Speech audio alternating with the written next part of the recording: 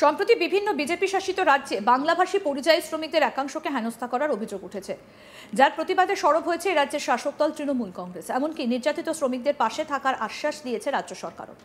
এরই মাঝে বড় খবর, এবার আর ভিন রাজ্যে নয়, ভিন দেশে কাজে গিয়ে বিপাকে বাংলার 12 জন পরিযায়ী শ্রমিক।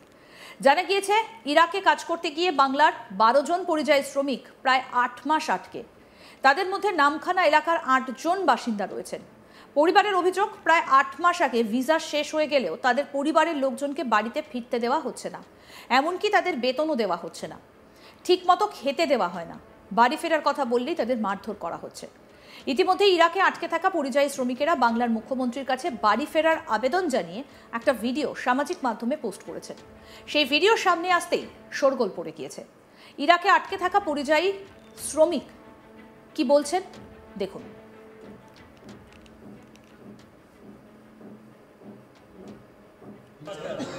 নমস্কার ভাই, আমি ইরাকে আছি।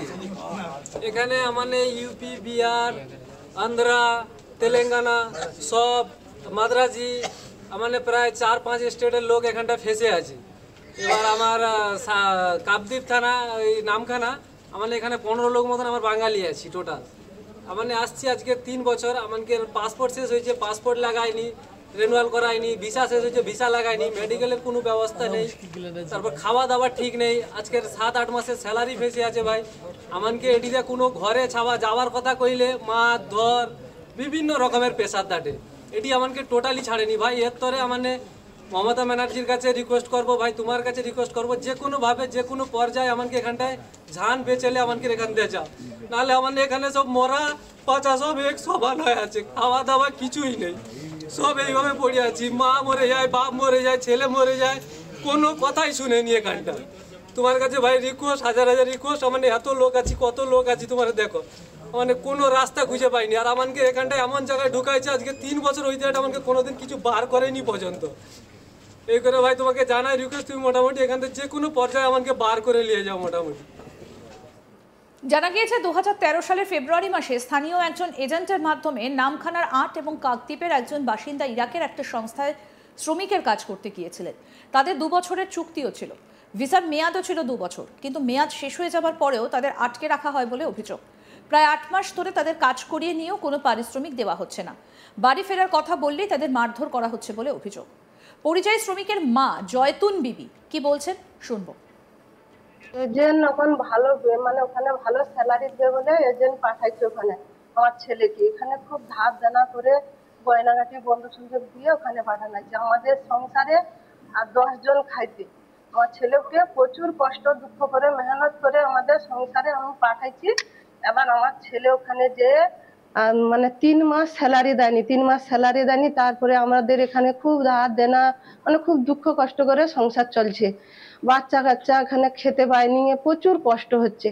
আমার ছেলে ওখানে বলছে, মা আমাদেরকে না স্যালারি দেয়নি, আমাদেরকে খেতে দেয়নি, পড়তে দেয়নি। 3 মাস থেকে ওনকে মানে প্রচুর কান্নাকাটি করে এখানে এখানে বৌমা কোথায় যাবে বা আমরা কোথায় কি করে সংসার চালাবো, মাথায় দেনা যারা পায় তারা আমাদের 2 দিন ছাড়া আমাদের কাছে আসে। খুব মানে কষ্টই আছি। আমাদের ছেলে ওখানে খেতে পায়নি, ওদেরকে বাজার করার পয়সা দেয়নি। তারপরে ওই করতে করতে 2 বছর হয়ে যায়। হবার পরে মানে ভিসার মেয়াদ শেষ হয়ে যায়। এখন ওদেরকে ওরা ঘর আসবে বললে ওদেরকে প্রচুর মারধর করে খেতে দেয়নি, করতে দেয়নি, মানে রুমের ভিতরে ঢুকে থাকে। আবার যদি ওরা খেতে পায়নি কি করে কাজ করতে যাবে, ওরা কি করছে প্রচুর মারধর করার পরেও ওরা আমাদের এখানে সংসারে মানে কষ্ট দুঃখের কথা যত বলি ওদের প্রচুর কষ্ট হচ্ছে, কান্নাকাটি করতেছে। আর ওরা বলছে আমাদেরকে না স্যালারি দেবো, ছেড়ে দাও, আমরা ঘর চলে যাই। মানে আসতে দেয়নি, আবার ঘর আসার কথা বললে প্রচুর মারধর করে। আর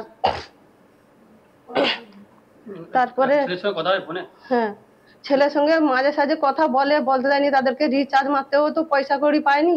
ওরা প্রচুর দুঃখ কষ্ট মেহনতে আছে। ওরা কি চাইছেন? আমরা বলছি আমাদের ছেলে আমাদের কাছে ফেরত দাও, আমাদের কাছে ফেরত দাও, আমরা চলে আসবো, আমরা এইটা রিকোয়েস্ট করছি। আরও এক পরিযায়ী শ্রমিকের পরিবারের সদস্যা জসমিনা বিবি কি বলছেন তার বক্তব্য শুনবো। ঘটনা কি হয়েছে, আমাদের অভাবের সংসারে তাদেরকে বিদেশ পাঠিয়েছি।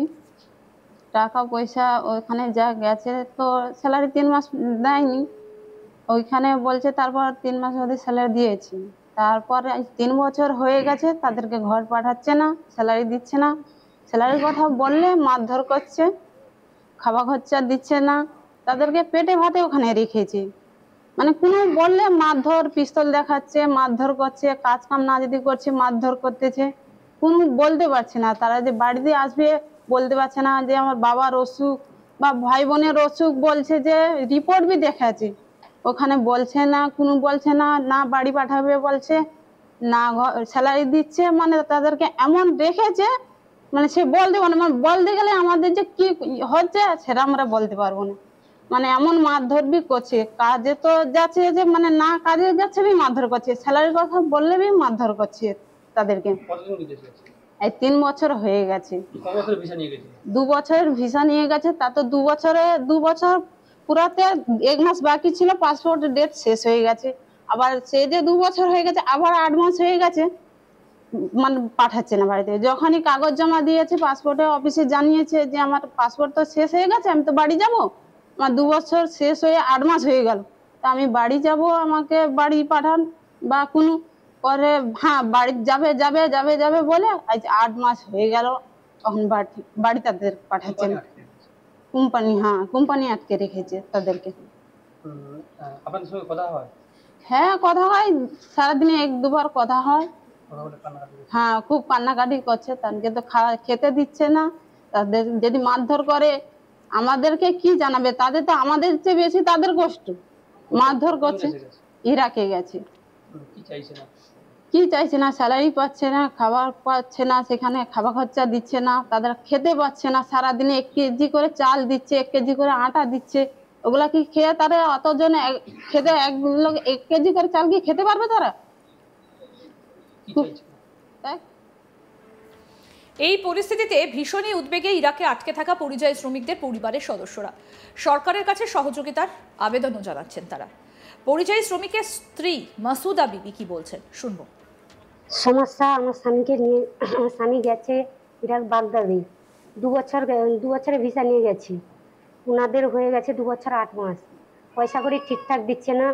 4 মাস 5 মাস করে একবার করে একটা করে স্যালারি দেয়, এই করে করে 7 মাসের স্যালারি কেটে রেখেছি। বাড়ি আসার কথা বললে ওদের মারধর করছে। এবার শরীর অসুস্থ, কাজে যেতে পারছে না, তাই মারধর করছে, জোর করে কাজ করাচ্ছে। আমার শরীরও অসুস্থ, বলেছি তাও আসতে দিচ্ছে না, খুব কষ্টে রেখেছি। এবার আমার 4 জন ছেলে মেয়ে, আমি তাদের নিয়ে খুব কষ্টে আছি। এবার পয়সা কড়ি না দিলে 1-1.5 লাখ টাকা খরচা করে ইরাকে পাঠিয়েছি। পয়সা কড়ি আমাদের ধার দেনা, লোনের পুরে, এবার সুদের পুরে পয়সা নিয়ে পাঠাচ্ছি। ওরা ওখান থেকে লোক চাপ দিচ্ছে। আরও আপডেট পেতে দেখতে থাকুন আজ তাক বাংলা, সাবস্ক্রাইব করুন, নোটিফিকেশন পেতে বেল বাটন অপশন প্রেস করুন।